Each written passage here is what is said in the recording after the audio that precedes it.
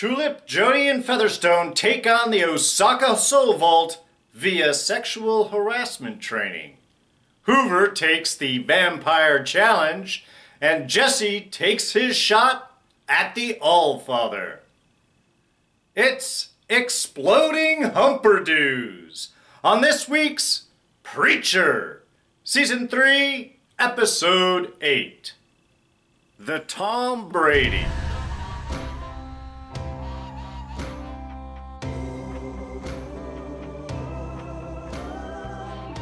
Hey everyone, D here, and welcome to this week's review of Preacher. So yeah, spoilers, you know, they're coming, yada yada yada. Anyway, alright, so barreling towards the season finale, only a couple episodes, 2 episodes left after this. So we have a lot of things coming forward, a lot of exposure happening this episode. And let's jump right in, well, with one of the big ones there, the whole Cass Icarius storyline. What we start seeing today is more of Cass's suspicions that Icarius hasn't been totally forthright with him. Obviously, we have the little slip-up that Icarius does about Lisa. Oh, Spain, you mean Portland? You said he was going to Portland, so already, you know, whenever you tell lies, that means there's more lies you have to remember. There's so many different stories. The truth is so much easier. But, you know, when you're a vampire and you're eating the people that you're turning, I guess lies are just sort of part of the way things go. Anyway, and then we also have, of course, Cassidy's attempts to fly not really working out that well. And Icarius does have a point in a way. Cassidy, not really big on human consumption, not turning people's, only turned a couple of people, 3 people so far at that point, whereas Icarius had done many and many. So yeah, it makes sense that there are power differences, but even again, here Cass starts asking, what are you not teaching me? What are you not telling me? Things are going to fall apart pretty quickly, as they eventually do in this episode. But they are interrupted at first by the appearance of Hoover. And I gotta say, I loved Hoover as the Uber driver, thinking he's gonna sort of break in. He's got all his materials, his stuff, his spikes, his solar light and everything. I don't know how he planned to get that out of the car. He's not gonna carry the car battery with him to try and take out Icarius and the rest of the brood to capture Cass. But it doesn't matter because they already know that he's there and they yanked him inside. And I have to say, the text messaging back and forth between Star and Cass's group. I've got Hoover with all of the little kidnap messages. Please help me. They're going to kill me. They're not kidding. I mean, that was funny. The fact that Star was so ready to dump Hoover. I mean, yes, Hoover is not very effective, but Star only has the 2 people. He only has Hoover and Featherstone. And I mean, it's not that surprising. I mean, heck, last season, Hoover and Featherstone rolled out their own plastic, expecting to be shot for failure to hair Star. So there shouldn't really be, it's not an expected bit. But I loved how that scene was done, how we have the texting back and forth, and of course popping up on the screen, you know, Hoover's like, no, it must have been a typo. No, it's not a typo. Go ahead, do it, kill him, I'll get you later. I mean, Hairstar really so dismissive. I just love that. Hoover really feeling unloved at that moment. But he's given a chance. I mean, okay, the bees. I have to say, straight off, that was awesome. I mean, figuring out how to kill him, and then he brings up the bees. And the best thing about that, I literally just saw that scene like yesterday or the day before. I mean, like, literally just now on the video. I think Joe Starr was in it. Anyway, but it was just... So it was kind of perfect when you brought that scene for the Wicker Man up. I'm like, I know exactly what you're talking about. It's so cool. And the fact that he is a beekeeper. Cass asking him, oh, you've got a bunch of bees by your beekeeper. I am. Oh, okay, great. Well, let's go do it. Let's kill him by bees. I mean, it was perfect.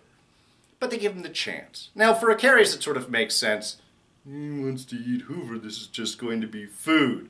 But then he convinces everyone, and then even Hoover's whole last sequence of like, do you want to do it? Do you want to accept the darkness and never see the sun again? Really? Never again? Not even a sunset or a sunset stroll or anything? I mean, it was just perfect.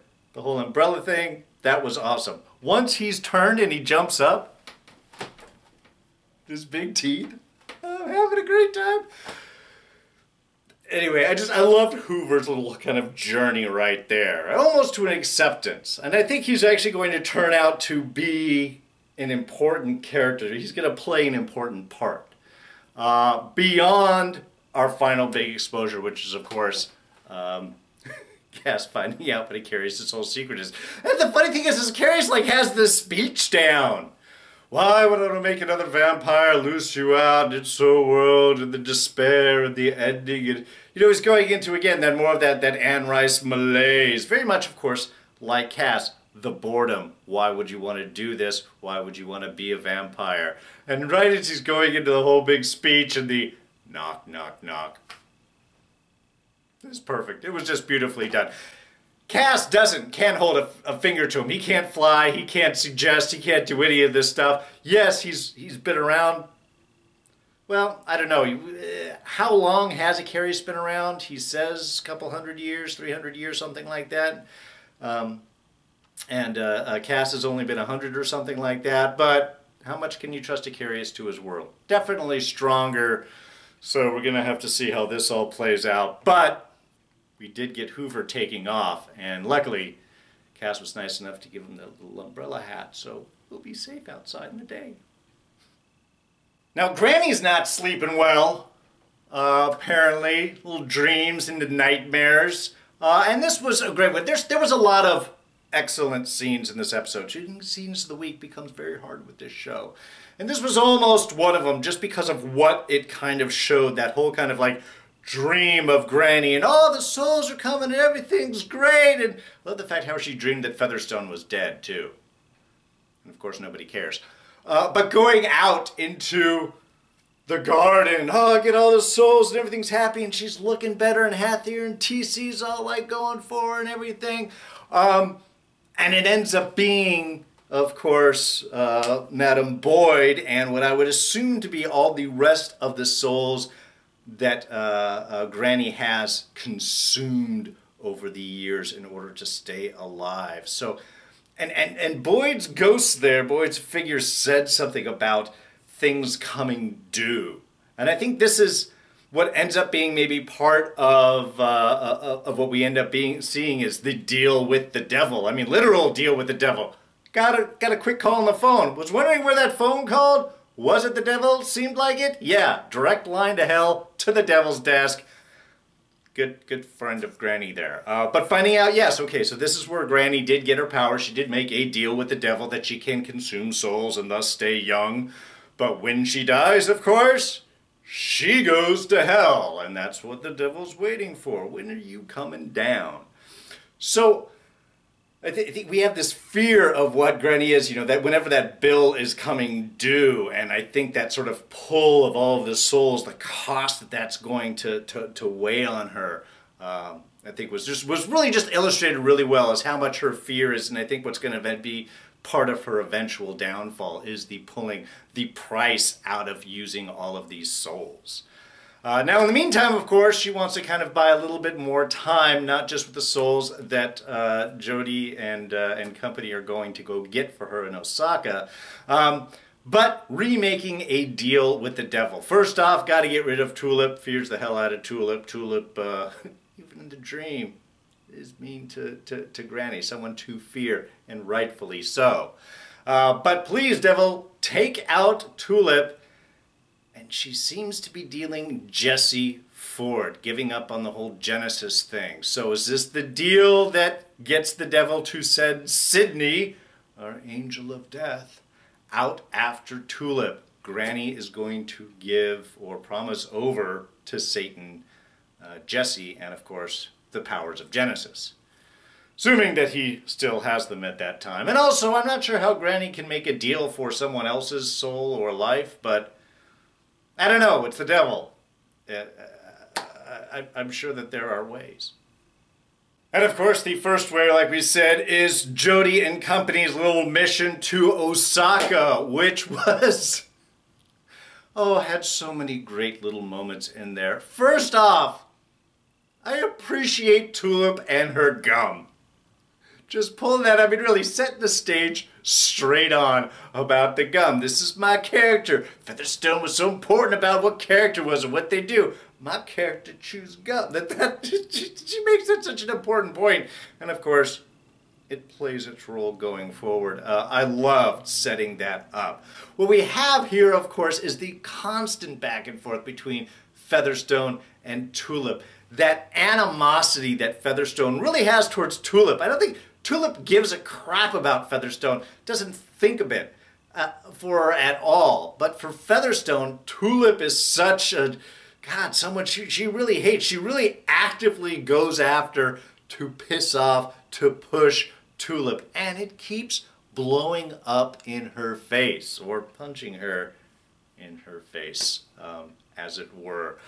Love the whole HR bit. Kind of surprised. I thought they were just going in with IDs, but no, they got a whole skit of HR warning about sexual harassment training. This place has got a horrible record. Horrible people doing stuff down in the lobby and everywhere. This year's section, it was perfect. It was hilarious. I appreciate their commitment to character, I have to say. So great way to get in. A lot more than I thought was going to go on. But okay, let's get to it. Let's get to the break-in of the soul, because that was perfect. And in fact, it's more than one scene, but we're going to call it our Scene of the Week for this week for so many different reasons. One, just the attitude. Walking straight up into the vault, standing there in front of the camera, flipping it off. The security guards slowly being very Wes Anderson feel with that entire scene too, as you just have the one guard, you know, what's going on? The next guard comes up, and the next guard comes up. They're, what's going on? And these aren't the right people, and these aren't, oh, they're breaking in. They go and they get all the weapons and so on, and then Jody walks in. You know is going to be their doom. Also, Jody cleans up really nicely. I have to say, for him and TC, how he saw in the beginning, I would not expect it. But with the suit and his hair all kind of pulled back, and he looks a lot better than I thought that he would. Also has a hammer in his case. And word search, crossword puzzle. Word games. I guess that's how he just sort of spends his time. Anyway, the vault section after that, and again, more of that back and forth between Featherstone and Tulip. Featherstone playing, again, the unspecific name. I wouldn't do that. Why? I wouldn't do that. Just why? There's no reason given of why not. Why wouldn't you do that? Just waiting for something to happen. Figuring it was going to be like 10,000 volts. Certainly was. Loved him throwing Tulip right back. Featherstone not able to get back in. Throw the words out to Tulip that she throws right back in as she breaks in. Using, of course, her little pen key thing that electrocuted her first. And her gum. Important character use. Hits the vault, bridges it between the door and the outside. That shorts it out. I'm just assuming that's what the electronic wizardry that sort of played out. But then again, Tulip throwing Featherstone's line right back into it. There's so much that I could say, but I won't. Anyway, I love that whole sequence. Any break-in is always a bit of fun, but this between Jody looking good, the kind of great Wes Anderson shots, the back and forth between Tulip and Featherstone, and again, Tulip constantly showing up Featherstone. That was just an awesome scene. And almost the scene of the week, but still, I think, an important part of it, the return to the U.S. Why did Sydney wait? I thought in the lobby, I thought once Jody got that call, they were going to go downstairs. We saw Sydney there in the lobby. Thought she was going to grab Tulip and go. Maybe she was distracted by the sexual harassment from the guy coming up behind her. What was that line? It's about, Your booty meat is so nice, I want to grab it. Or is so thick, something, what is it? Booty meat. I just remembered. It was all wrong. I'm not sure if he survived that whole encounter there. That harassment might have cost him big. She is the angel of death after all. But I don't know why they didn't grab Tulip right there. That would seem to make the most sense. But no, she takes it back, follows all the way back to New Orleans. And that, again, another just great back and forth.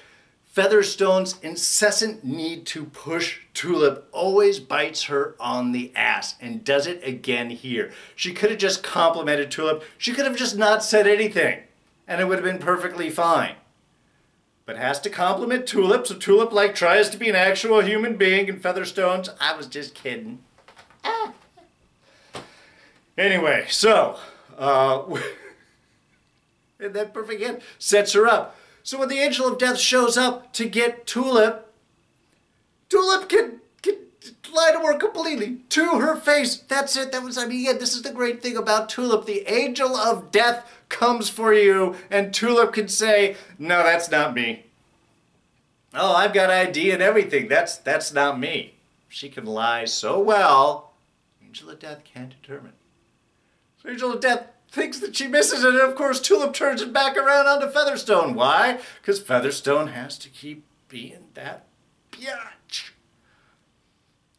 And that really cost her, grabbing her out there. The fact that Jody... and this is again where we get the spilling of the beans, because once Tulip shows up, Jody has to kind of spill the beans about that wasn't a cop. You can't just go and get the souls back, because of course the O'Hare curse things aren't going to go smoothly. We're continuing that storyline. So not only does Tulip know that Mama was going after her, but there's a deal with the devil or some such, because sure shit, the Angel of Death now has Featherstone and all of those souls. It's a lot of souls in that case. Now, of course, our third potential scene of the week was definitely that opening elevator fight. My God, that was beautiful. I haven't seen a great elevator fight like that since Winter Soldier, I have to say. This a little bit more comical, of course, but I loved Jesse just kicking ass with all of the Grail soldiers coming after him. The elevator closes, he's pushing back, he's grabbing guns from behind him, he's shooting people out. I mean, it was a great fight, it was great choreography. But when they switched the AllFather and Hair Star's perspective, where they're just standing there and you just hear all of the sounds, boom, boom, whack, whack, whack, punch, pow, slammo, it was perfect. It was just great. It was just, again, that kind of great little moment. So, when the elevator doors open, you see what you could expect too. Falling Grail soldiers and Jesse standing alone. It was perfect. Shoots the AllFather. Get his soul back, and when the AllFather said, it's somewhere safe, come on! You thought it was up his butt, too. The first thing that came to my mind, whenever somebody like that says, oh, it's in a safe place, that sort of twist and go, it's in his pants or is up his butt? Up his butt. It was one of the two of them. Now, why Jesse didn't shoot him in the head, I don't know. Yes, it continues the storyline, but really you're going to try and shoot for the heart? There's like AllFather, man, that's like at least 2 feet of, let's just say, mass before it could even get anywhere near his heart. And that's assuming he wasn't even wearing anything special on there. I don't think he was. I think it was just his, again, let's just say mass. Caught the bullet long before it was able to penetrate far enough. Shoot for the head, always. Goes with zombies, goes with AllFathers. It's a great general rule, if you have to do something like that. But yeah, then we get the whole exploding Humperdoos.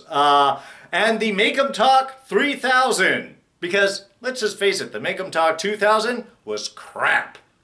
electrocute him to get rid of Genesis. And I thought there was going to be a buildup on that too, like, you know, buildup of intensity, of pressures. No, one shot, boom, there goes Genesis, straight out and into who, of course, we all thought was just regular Humperdoo. Didn't even think about clones for a moment, but it did what we thought was going to happen. Explode! Which begins the entire process, like I said, of our exploding Humperdoos. How many Humperdoo clones do you think that they made? I'm assuming a lot. There had to be at least 12 in that whole sequence right there. I'm guessing 10, 12. I know there was a lot more. There was a lot of Humperdoos that were being killed there. So that was all kind of nasty. And Star trying to get Jesse to kill the AllFather while he is all tied up. It's not even going to help. Not even like break a little hand out or something. Slip him a key. Nothing. Hair Star. He's kind of useless against the AllFather. You know, he wants to supplant him, but he doesn't have the guts to do that step up that needs to happen. Star could have taken out the AllFather at any point right there. Then could have claimed that it was Jesse. There were so many times there was nobody else in the room there. Anyway, thought that was just all it was funny to see how Hair Star was just collapsing at even the suggestion that he actually stand up to the AllFather. Yes, AllFather is a scary, scary individual, but Hair Star is supposed to be at least somewhat tough. Certainly does get himself in trouble not believing that a female scientist can pull something off. The misogyny is strong with him, though. That is the one thing about Hair Star. Yes, the doc, and of course all of our genetic combinations to figure out the perfect balance of good and evil that would allow the host to hold Genesis. And I did like that kind of idea. That's the reason why Jesse can do it, because he is kind of the hard-fighting, hard-drinking, bad preacher trying to do good. Certainly faithful that he's here for a reason, that he has Genesis for a reason, that he is part of a plan. I did like that. But the fact that it is because he is that blend of good and evil, that's why he is able to hold on to Genesis, and therefore if they can just create somebody else with an appropriate balance of good and evil, they too can hold on to Genesis. Fair scientific approach. I like the idea. I love the different combinations of people that they have. What was that? Serena Williams and somebody else. I don't know. I just got the Williams part. But eventually, after many, many, many Humperdoos, we did get our successful combination of Thomas Jefferson and Wayne Brady. And I was kind of curious about the balance between the good and evil there. I mean, I guess with Jefferson, yes, founding father, but owned slaves, fathered a bunch of slave children type kind of thing. So, a little good, little bad going on there. Wayne Brady always seems to be kind of a nice guy from what I've seen. You know, I mean, I don't know anything wrong. Just seems a good, wholesome, fatherly life. Oh, God. He's got to have some dark side in him, doesn't he? It's always how it works out. Now, the only other kind of connection that I thought that might have been is Wayne Brady did play Aaron Burr in the Chicago production of Hamilton, which deals with a lot of other founding fathers. So I don't know if that might have been part of the reason why that particular combination worked. He played a founding father who was shot. Anyway, I'm not quite sure why that particular combination did work, but it does, and it did, and now we have Humperdoo, well, momentarily clone Humperdoo, bowing everyone down. Funny seeing, of course, Jesse now having to respond to Genesis' command for like 2 seconds before it shoots back into him, because the doc takes out that clone, and we're ready to send in the real Humperdoo. And this is my big question behind all of this. Is this really a good idea? I mean, Humperdoo's an idiot. He's a child, and you want to give him command abilities to command anyone around? Is the AllFather foolish enough to think? I mean, I thought for a moment Inject the AllFather with the Wayne Brady. He gets the power of Genesis. Boom, done. That would be a horror show right there. Scary, but effective. Of course, maybe he's too evil and only Humperdoos is kind of a blank slate where you can sort of put any combination in front. Perhaps that's the possibility. But if you give him the power of Genesis, yeah, he may learn the phrase, bow down before me, or whatever that's going to be. But he could also be like, I want chicken fingers. And then you're going to get chicken fingers. Be a dinosaur. Then you got to act like a dinosaur, or worse, try and transform into a dinosaur because, you know, Eugene sent to hell, that whole type of thing. So do you really want somebody of that basically child mentality? Because you're not going to control. You're going to ask him to do something, then he's going to throw a tantrum one day and your head's going to explode, or you're going to... The horrors are just unimaginable. I really think this is going to end badly. But then I guess Humperdoos gets shot and he goes back into Jesse, so maybe it ends okay. Not a good path, though. That's all I'm saying. Not a good path. And, of course, the Tom Brady, not only Thomas Jefferson and Wayne Brady, but deals with actual probable reference to Tom Brady, the Patriots quarterback. So, yeah, I'm sure there's a balance of good and evil we're looking at there, too. Oh, and, of course, let's not forget Hitler. Only had a brief little scene as Featherstone was being yanked up by the Angel of Death to the bus stop, waiting for the bus back to hell. Fortunately, Featherstone seems to have a cell phone, and Hitler's got a text to send out to one of his minions. Maybe his only minion. It's one guy. Not really sure what the plan is going to be there, but with the line, they got Hilter. Just kidding. We're going to get a bunch of sandwich shop employees ride the bus to hell. I can't wait to see that. All right, well, I think that's going to wrap things up. So, yes, we have the potential extraction of Genesis from Jesse. We got Eugene and Hitler getting ready to head back to hell, but Tulip's coming for a case of souls. And so, you know, there's going to be some badassery going on. Plus, like I said, the aforementioned army of sandwich workers. So, really, Angel of Death doesn't stand a chance. Or something. I don't know. Very excited. Curious where this is all going to lay itself out. Plus, of course, Cass v. Icarius is going to be heading forward. Now, I do want to make one brief comment. There's one thing that you will not be seeing on my channel tonight, and that is a review of Fear the Walking Dead. Second half of the season opened tonight, and I have not even watched it yet. I do have it recorded. I will check it out. But part of me is very sad. This will be the first episode of Fear the Walking Dead that I haven't reviewed. But I can't just do a rant for 20 minutes arguing about an episode. And maybe it's good, and maybe I'll be surprised, and maybe I'll regret my choice. But I was thinking about that earlier today, and then I started running over the first half of the season, and I got myself very upset with stupid storyline decisions. So this is going to be it. Only 2 more episodes, then we'll take a little break until the fall season starts, starting off with The Gifted, and we'll see what else we have going on.